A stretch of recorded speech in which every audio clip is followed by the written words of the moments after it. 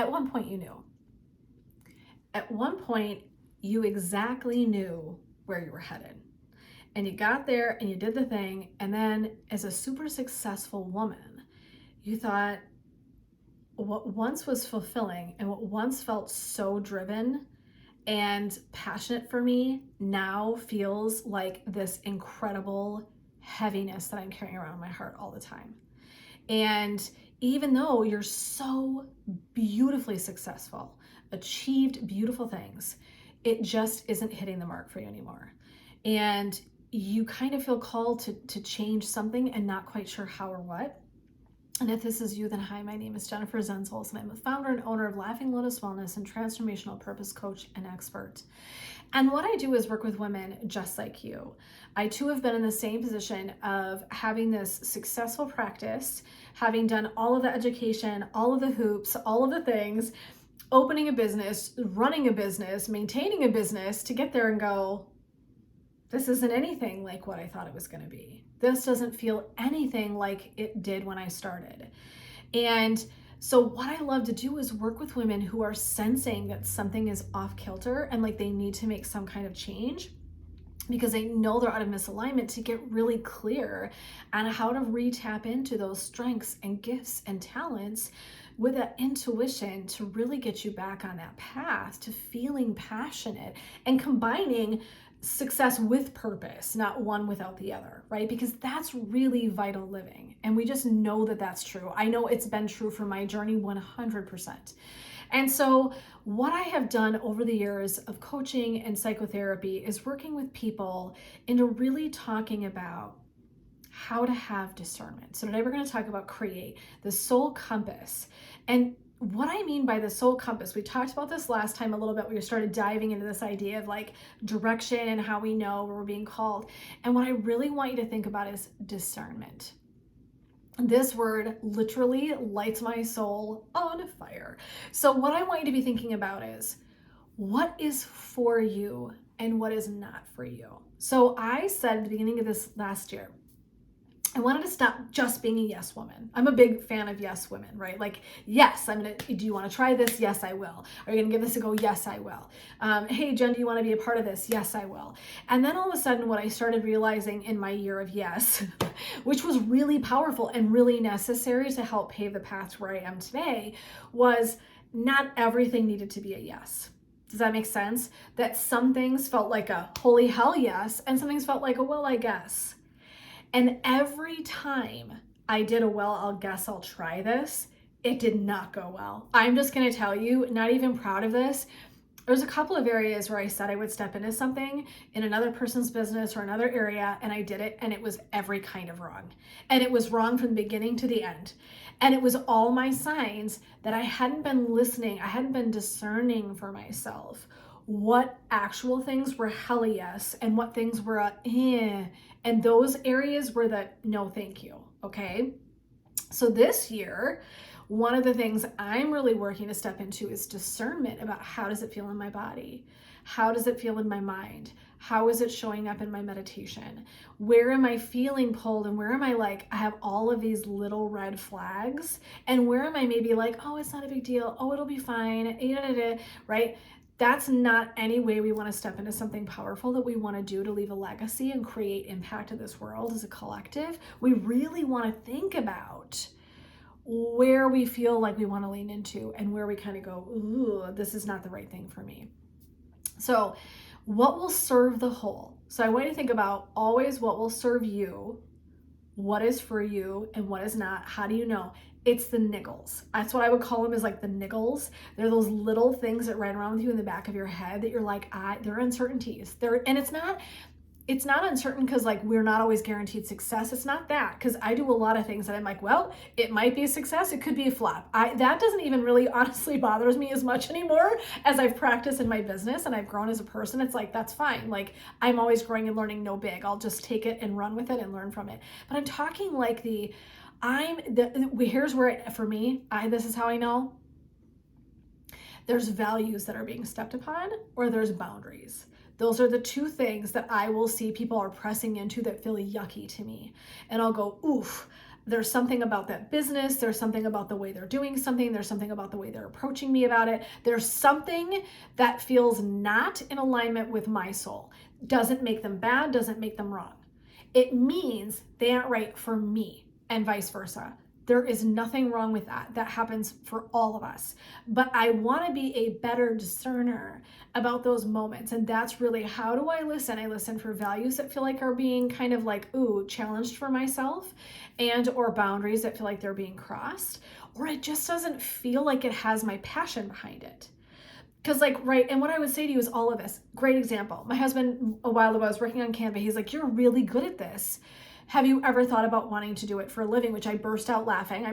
Good thing I probably wasn't drinking my coffee at the time, because I may have spit it across the kitchen. I am good. I'm very good at creative stuff. I love that kind of thing.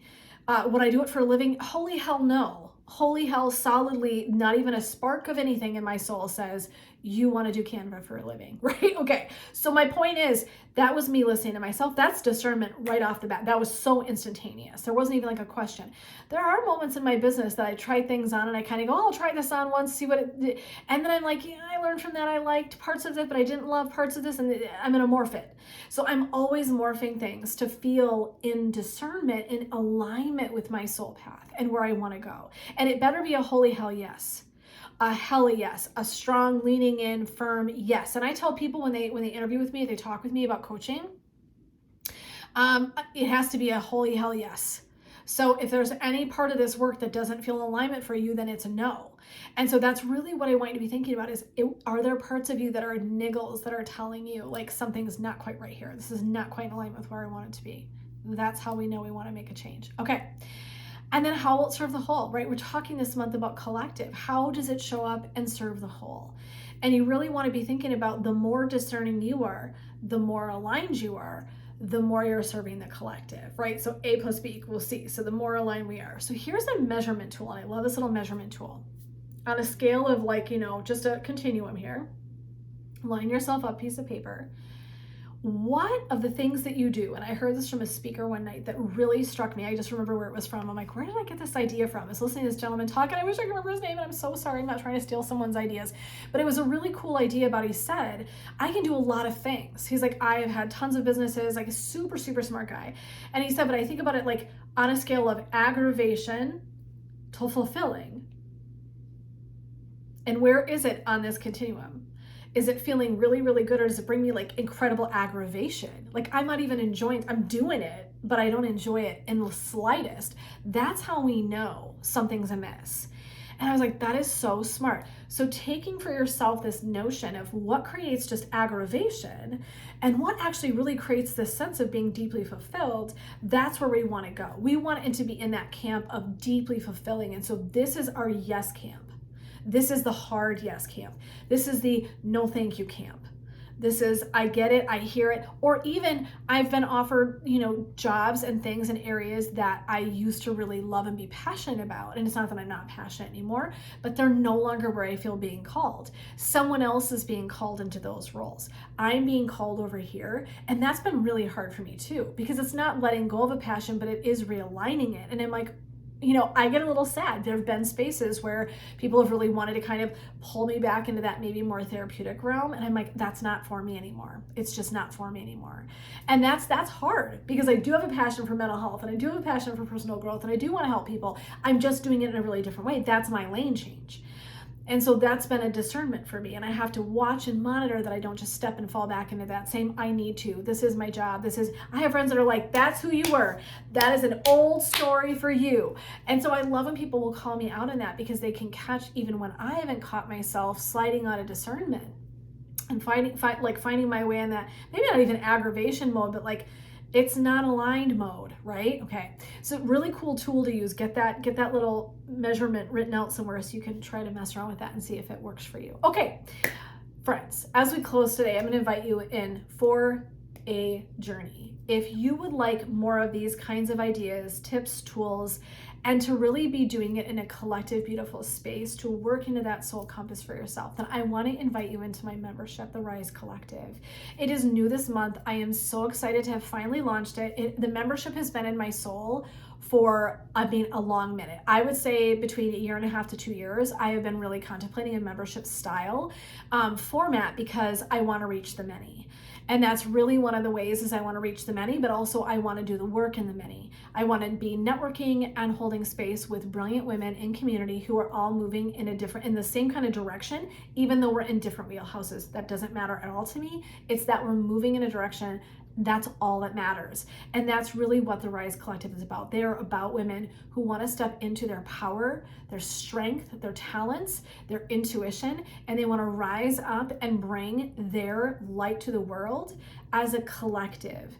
And so it's really about living into that space of service, about joining with the whole. There is an energetic booster to being in a collective. There is something about community that expands and evolves our experience here that is so incredibly powerful. And I didn't know it until I was in my 40s. It took me a really long time to uncover this, and so I'm speaking from personal truth here. It took me a long time to design my own community that's of like my business kind of support, and truly even my friendships. And what I really wanted was other people to have a direct path to having that versus having to do the work that I did. And so if I can create a space for women to step into that and to step into their connecting with one another to build each other up, I'm all about that. And that's exactly what the Rise Collective is. And so if you would like to keep growing, moving, find that momentum, find that evolution for yourself and your soul, step into being a rebel, step into knowing your internal compass that's true north, and join with other women that are doing the same thing, then that's what the Rise Collective is. And I would love to enjoy your journey with you and see what you can do and unfold as you join with all these other women in community. If you want to do that, you sign up at laughinglotuswellness.com. If you go to my homepage, there'll be a pop-up and it will say, would you like to join the Rise Collective? You click yes, get started, super easy, a few seconds of your time and you're off and running. And I'm just going to guarantee you that your growth is going to be exponential within a group system than it is just on your own. And it isn't that you're all growing in the same things or exactly the same way, it's that you're all working to grow that really matters. And that's really what that Rise Collective is about. Of course, it's also about having fun and learning because that's what I do. And so I'm going to be in there supporting that, but also supporting the community growth as well. So I hope you'll come and join us there. And so until next time, my friends, this is Jen supporting you to rise on your path to purpose.